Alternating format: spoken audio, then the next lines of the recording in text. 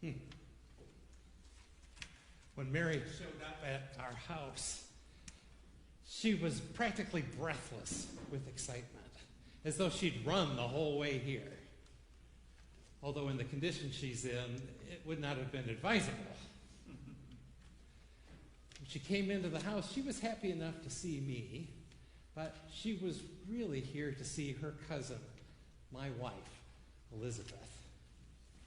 Elizabeth was about 6 months into her pregnancy at that point, Mary, newly pregnant, and they were chattering back and forth with excitement, sharing their experiences, their joys. I figured I was sort of in the way, so I slipped off into a different part of the house, but I could still hear every word they said to each other. Mary, to her great credit, she believed everything that she'd heard from the messenger, from the angel. Everything that the word of the Lord had said to her, she had just soaked it right up and said, "Yes, here am I, the servant of the Lord." Elizabeth even recognized that. I heard her through the wall say, in third person, as though maybe she was speaking for a broader audience, "Blessed is she." I would have just said, "Blessed are you, Mary," for believing that everything would be fulfilled that the Lord had said to you. Mary believed. Me, on the other hand, my belief was a little nebulous. My joy was complicated. You may well remember my story, right? I'm Zechariah, priest from the order of Abijah. It was my turn for the cohort to serve at the temple, and the lot fell to me, a once-in-a-lifetime opportunity to enter into the inner sanctuary of the temple and to pray and to offer the incense at the altar of incense. And so I vested up, nothing like this simple robe. I had the official vestments on, the stuff that is described in Exodus that the priests have been using for hundreds of years. Put that on and went into the inner sanctuary and began praying. And lo and behold, right there next to the altar of incense shows up an angel, the angel Gabriel, and tells me my prayers are answered. Not the prayers I was offering at the altar, but the prayers I had carried in my heart for myself and for Elizabeth, for a child. The angel said, "Elizabeth will bear you a son." I was incredulous. I couldn't believe it. Now, I wasn't faithless, mind you. That's different. I wouldn't have been praying for a child if I didn't have that hope in my heart that it could be so. I believed that God could make it happen. I didn't know exactly how, but I did believe, and that's why I kept praying. But I wasn't expecting something so dramatic as an angel. I was a little overwhelmed, and so I questioned, well, how is this going to work?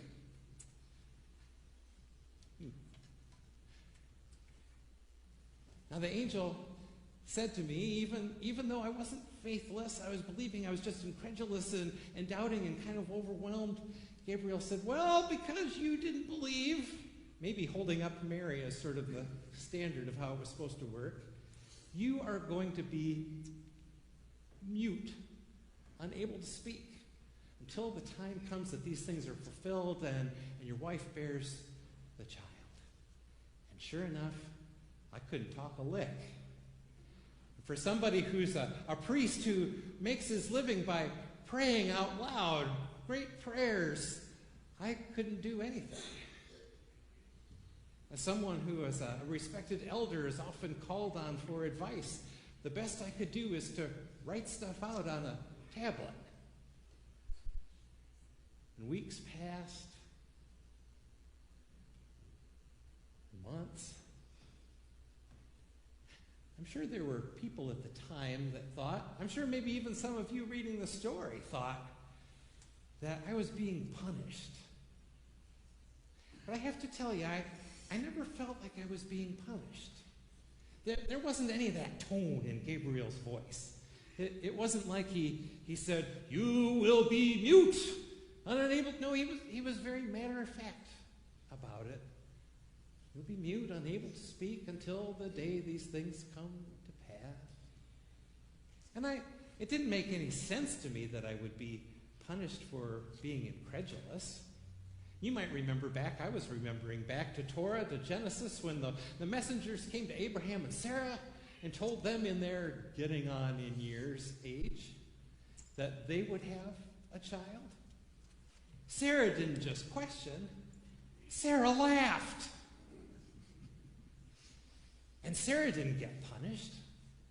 So if Sarah wasn't going to get punished for laughing, how on earth was I going to be punished for merely questioning? And it left me wondering, so why then?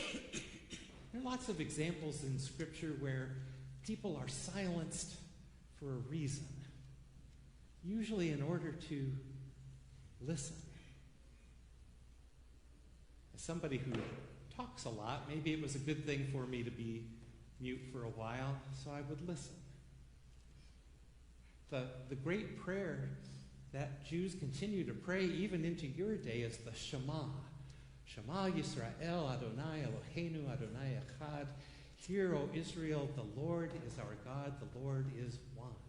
And that word Shema means hear, pay attention, listen. So I did. I listened, and I prayed, and I pondered, and I wasn't sure exactly what I was listening for or what I was supposed to hear, and time kept passing, and I was still uncertain, but I kept listening. Till finally the day came when Elizabeth gave birth. Oh my goodness. Now there had been outside of our house for some time, I think thanks to Gabriel and the whole being mute thing, and it was kind of dramatic and whatever, people wondered what was going on with this. So every day during Elizabeth's pregnancy, people had been gathered outside of the house. How are you doing, Elizabeth? How is Zechariah? Can he speak yet? And when people heard that the child was born, the crowds were much larger to see the child and to hopefully find out what was going on. And the crowd shouted out to Elizabeth, "So what's the kid's name?" And Elizabeth said, "His name is John." And you could hear the nattering in the crowd. John, what kind of name is that? John, that's not a family name. I heard one person at the back of the crowd say, "Don't you think he really ought to be Zechariah Jr.?"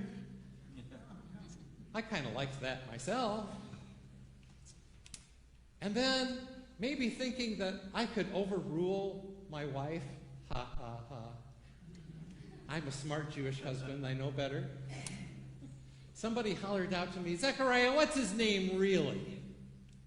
And of course I couldn't talk yet, so somebody handed me the tablet and I began writing out, "His name is John." And just as I got to that last letter that noon and finished it and turned the pad around, I could feel my tongue loosening. So I could say and show at the same time, "His name is John." And the crowds were astounded. I could speak. "Oh, his name is John," they said. And they began cheering and praising, and at that moment I realized what I was supposed to hear and understand. That joy that I'd gone into the temple for, and I thought was about me, and I thought was about Elizabeth, and I thought maybe was about our family, was so much greater. The child was to be a source of joy for all our people. It was big. And then my mind raced back to something that